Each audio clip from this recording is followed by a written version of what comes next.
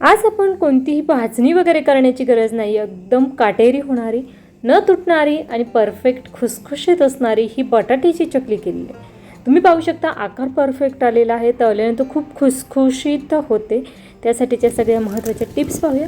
Recipe साधी सोपी आहे, तुम्ही जर पहिल्यांदा बनवत असाल तरी देखील तुमची चकली परफेक्ट होणार। त्यामुळे व्हिडिओला लाईक करा आणि व्हिडिओ शेवटपर्यंत पहा। सो हाय, मी कविताच किचनमध्ये सगळ्यांचं खूप खूप स्वागत करते। आणि अशा झटपट सोप्या रेसिपी जर तुम्हाला शिकायच्या असतील तर पटकन चॅनलला सबस्क्राईब करून ठेवा, कारण इथे मिळतात दररोज दुपारी 12 वाजता नवनवीन रेसिपी। आज आपण बटाट्याची चकली कशी तयार करायची ते पाहू। त्यासाठी लागणार आहे पाऊण वाटी तांदळाचं पीठ, पाऊण वाटी फुटाणा डाळीचं पीठ, त्यानंतर उकडलेला एक मोठ्या आकाराचा बटाटा, अगदी 2 चमचे पाणी टाकलं पोहे खाण्याचे, 1 चमचा तेल टाकायचं आणि छान मिक्सरलाही दळून घ्यायचं। सगळ्यात महत्त्वाचं म्हणजे पाणी जास्त वापरायचं नाही, अगदी पोहे खाण्याचे 1 ते 2 चमचेच एवढं पाणी वापरायचं आहे। सांगितलेलं सगळं प्रमाण परफेक्ट आहे। या ठिकाणी टाकलेलं आहे 1 ते 1.5 चमचा ओवा, 1 चमचा लाल मिर्च पावडर, त्यानंतर चवीनुसार मीठ, त्याचबरोबर पाव चमचा हळद। या ठिकाणी पांढरे तीळ साधारणतः 2 चमचे एवढे टाकायचे। या ठिकाणी तुम्हाला जर तिखट बनवायचे असेल तर तुम्ही अर्धा चमचा लाल मिर्च पावडर ऐवजी जास्त वापरली तरीही चालणार आहे, पण तू लहान मुलांसाठी अगदी कमी तिखटही बनवत आहे। त्यानंतर बटाटा आपण जो मिक्सरला दळून घेतलेला होता तो सगळा बटाटा यामध्ये टाकायचा आणि छान असं आपल्याला हे पीठ मळून घ्यायचं। आता या ठिकाणी मळून घेताना खूप घट्टसर असं ही पीठ भिजवायचं आहे, त्यामुळे पाण्याचं सांगितलेलं प्रमाण अजिबातही चुकून द्यायचं नाही। चकली छान काटेरी हवी असेल तर एवढं घट्टसर ही कणिक भिजवलेली असायला हवी। त्यानंतर चकली करण्याची ही प्लेट्स घेतलेली आहे, छान सोऱ्याला लावून घ्यायची आणि लगेचच आपल्याला ही चकली करून घ्यायची।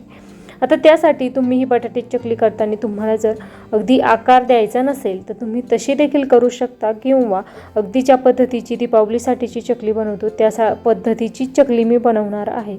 छान ताटामध्ये ही चकली तयार करून घेणार आहे, त्यानंतर ती तेलामध्ये सोडणार आहे। तुम्हाला जर ही बटाट्याची चकली तेलामध्ये तशीच सोडायची असेल तरी देखील सोडू शकता, परंतु अजिबातही न तुटता छान काटेरी ही चकली तयार होते। करायला सोपी आहे। अशाच पद्धतीचे 2 चकल्या मी तुम्हाला तयार करून दाखवणार आहे। रेसिपी करून पहा, कशी झाली ते कमेंट बॉक्समध्ये कळवा। रेसिपी आवडल्यास लाईक करा, जास्तीत जास्त शेअर करा आणि हो, चॅनलवर नवीन असाल तर पटकन सबस्क्राईब करा। सबस्क्राईबसोबत घंटीच्या बटनवर क्लिक करून ऑलवर क्लिक करा, कारण इथे मिळतात दररोज दुपारी 12 वाजता नवनवीन रेसिपीज। एकही दिवस चॅनलला सुट्टी न घेता दररोज दुपारी 12 वाजता नवनवीन रेसिपीज आपण पाहत असतो। त्यामुळे या सर्व रेसिपींची नोटिफिकेशन येण्यासाठी सबस्क्राईब करणं खूप गरजेचं आहे। त्याचबरोबर तुम्ही पाहू शकता चकली खूप छान काटेरी तर झालेलीच आहे, तेवढी खुसखुशीत देखील झालेली आहे। किती खुसखुशीत झाली हे पुढे व्हिडिओमध्ये तुम्हाला मी दाखवणारच आहे। त्याचबरोबर ही चकली करताना, कणिक भिजवताना जेवढ्या टिप्स महत्त्वाच्या असतात तेवढी चकली तळताना देखील तेलाचं टेम्परेचर कशा पद्धतीचं असायला हवं हे देखील खूप महत्त्वाचं असतं। त्यामुळे व्हिडिओ स्किप न करता शेवटपर्यंत पहा। हे पहा, चकलीसाठी तेल छान असं गरम करून घेतलेलं आहे। त्यानंतर गॅसचा फ्लेम हा मध्यम करायचा आणि मध्यम आचेवर ही चकली तळून घ्यायची। अगदी खूप मोठ्या आचेवर तुम्ही चकली तळली तर ती बटाट्याचा वापर केलेला आहे, त्यामुळे पटकन लाल होईल, परंतु आतून पाहिजे तेवढी छान अशी तळणार नाही किंवा पाहिजे तेवढा खुसखुशीतपणा येणार नाही। त्यामुळे चकली छान हलकी पोकळ व्हावी, परफेक्ट अशी तळली जावी, यासाठी तेलाचं टेम्परेचर हे मध्यम असावं आणि मध्यम आचेवर तळल्यामुळे छान खुसखुशीतपणा देखील येणार आहे। अशाच पद्धतीने आपण सगळ्या चकल्या तळून घेणार आहोत आणि साधारणतः मध्यम आकाराच्या सगळ्या चकल्या आपण तयार करून घेतलेल्या आहेत आणि अगदी तळून देखील घेणार। तळल्यानंतर खूप छान काटेरी अशी दिसत आहे। रेसिपी आवडली असेल तर कमेंट नक्कीच करा आणि इथून पुढे येणाऱ्या नवनवीन रेसिपीज पाहायला विसरू नका। या व्हिडिओच्या एंड स्क्रीनला अशाच काही चमचमीत आणि झटपट तयार होणाऱ्या रेसिपी दिलेल्या आहेत, त्या देखील नक्कीच पहा। साधारणतः एवढ्या चकल्या आपल्या बनवून तयार झालेल्या आहेत।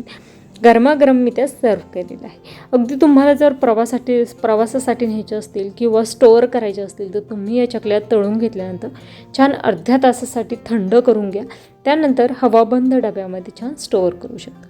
अगदी तुम्ही प्रवासासाठी नेऊ शकता, मुलांना मधल्या वेळेमध्ये खाण्यासाठी देखील देऊ शकता। खूप छान खुसखुशीत चकली तयार झालेली आहे। वेळात वेळ काढून माझी रेसिपी शेवटपर्यंत पाहिल्याबद्दल धन्यवाद। पुन्हा भेटूया उद्या दुपारी 12 वाजता नवीन रेसिपीसोबत। तोपर्यंत धन्यवाद।